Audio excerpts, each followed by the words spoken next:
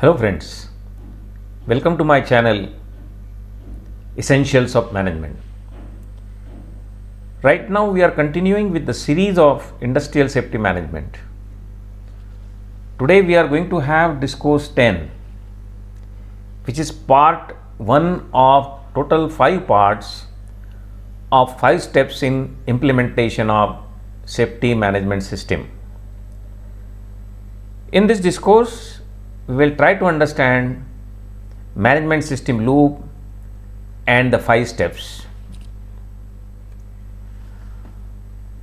Now through these graphics you can understand the management system loop, or you can call it as a continual improvement cycle.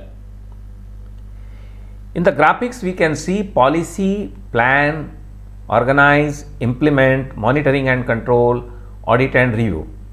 So you can see very well that it is a cycle, and actually before policy there comes the strategic intent. In strategic intent we have the vision, mission, and then goals and objectives. So before the policy is set, before that you have to set your vision, mission, your goals and objectives. But this strategic intent is almost fixed. It does not change much. But from policy, the cycle starts. So you set the policy. We will discuss about the policy separately in a separate discourse. Then you have to plan according to whatever you have goals and objectives, according to whatever data you have. On the premise of the data you plan according to the resources available with you. Then you organize. So you create the human organization as well as you provide for the different resources. So organizing is not creating only a human organization, but organizing means you have to organize for the different resources required to execute the plans. So whenever you plan, you make the execution plans also, or the action plans also, and then you implement the plans with the help of the organization, with the help of the resources available with you.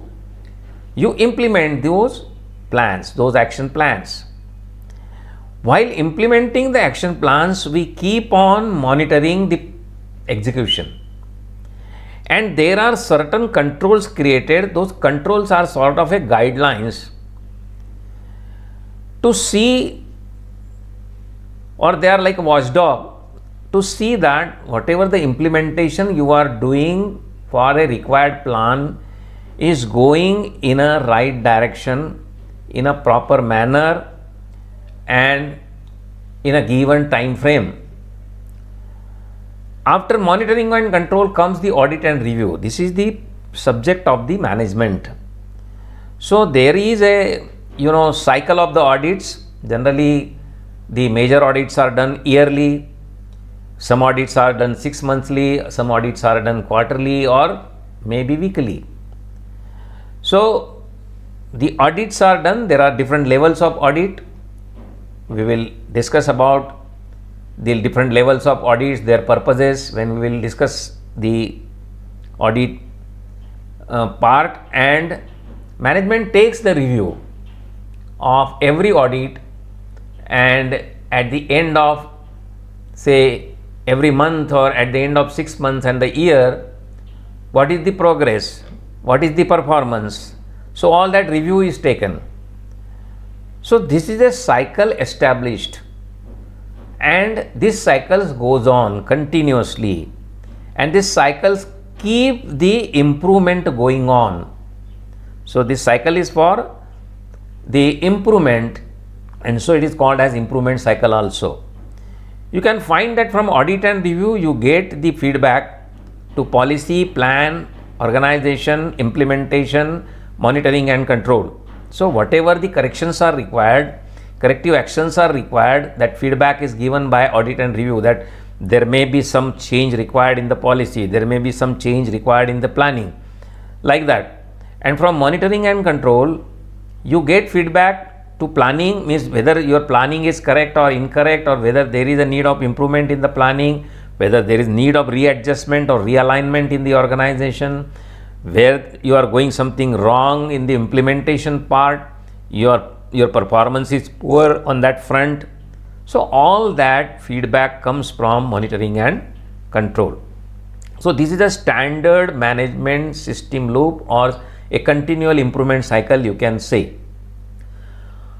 Now you have come to know different types of management system. You know that there is a human resource management system, there is a operations management system, there is marketing management system, there is a finance management system, and so on. EHS management system is one of the systems. From the graphics you can see that every management system or subsystem is evolved out of the necessity. Means as the organization grows, as the operations grows, and as you need more meticulous planning and monitoring, so you have to evolve the management system, say for marketing, say for finance, say for operations, and so on. So all management systems are evolved out of the necessity. All departmental management systems are subsystems. That means human resource, operations, marketing, finance, they are all subsystems which are controlled by the departmental or functional heads. So these are different functions, and every functional head or departmental head controls that particular departmental management system. There is a general or overall management system controlled by top management or a leadership team. We can see the yellow portion, which is just looks like a flower. So nothing but here there is a integration of all the systems done, because all the systems do not work in vacuum. There are no watertight compartments. They have to work together. They have to work very closely together in unison. Then and only then the top management can achieve their objectives, their goals, and the purpose of the organization. So in a similar fashion, EHS management system is also evolved due to the need to ensure safety, prevent accident and occupational diseases, and safeguard the environment. So what is the purpose of the EHS management system, or the goals of the management system? That they ensure safety, prevent accident, occupational diseases, and safeguard the environment also. So it is a systematic practice. Whenever I say EHS management system, it is nothing but a systematic practice of identifying potential for accidents and damage, assessing the risk, making decisions for appropriate controls, implementing and then monitoring the system to control the loss. So if you remember from our discourse 5 to discourse 9, we discussed about everything, whatever I have just said, that assessing the risk, then making the appropriate decisions for the controls, and so on. So dear friends, try to understand that the management systems evolve out of the necessity. All the management system work as a separate system, but at the same time they are integrated in each other, and then that integrated form is controlled by the top management. Now we are discussing about the EHS or the OH&S management system loop. This graphic is given by the OSHA's 18001. So it is very similar like the first slide we discussed, that there is OH&S policy, then there is a safety planning, then there is implementation of that safety planning and the actions plan created, then you have the standards and you create the standards, you create a monitoring and control systems, and you see that the this planning is carried out in a proper manner and in a proper direction, and there is a management review as discussed by us, and this continual cycle goes on. This is based on the act, plan, do, check cycle, or plan, do, check, act cycle, PDCA cycle, which is given by Deming. Okay, so this loop is to be integrated again into the main management system. As I said earlier, the SAFE operations of an establishment requires to set goals, the policy and the implementation of a system of structures, responsibilities and procedures with the resources and technological solutions available. I said that you have to set goals, you have to create the policy, then you have to create the organization, you have to create the different structures, and you have to give responsibilities to the people, give authorities accordingly, create procedures, protocols, bring in the resources, and try to achieve the goals and objectives, whatever the resources available with you, whatever the manpower available with you, and the technological solutions available with you. Now, to any management system to establish, there is a 5-step approach. The 5 steps to successful OH&S management system is a proven approach that continues to deliver OH&S compliance and performance improvement consistent with the requirements of the organization, including that of ISO and OSHA standards when adopted. So, this is a typical way of doing the things. So, establishing the management system for occupational health and safety, and as this system goes on continuously, it goes on continuously delivering the objectives, delivering the compliance, and delivering the performance improvement, and it is also consistent with whatever the OSHA's requirements are there or ISO standards requirements are there. Its principles also provide a foundation for continuous improvement. So, this is a thing for which the systems are aimed at. Systems are aimed at continuous improvement. Why system? Otherwise, there is no need of a system. If you want a continuous improvement, then you have to create a management loop, you have to create a management system, and you have to create that continual improvement cycle. The 5-step approach provides all managers with the tools to plan, implement, and monitor progress towards continuous compliance in OH&S for their area of responsibility. Now, try to understand that whosoever managers are there, they are provided with the required tools to plan, implement, and monitor the progress. By whom? By the management system which is available. So, that management system becomes a guideline for the managers. The manager may be a operation manager, manager may be a EH&S manager, he may be a finance manager.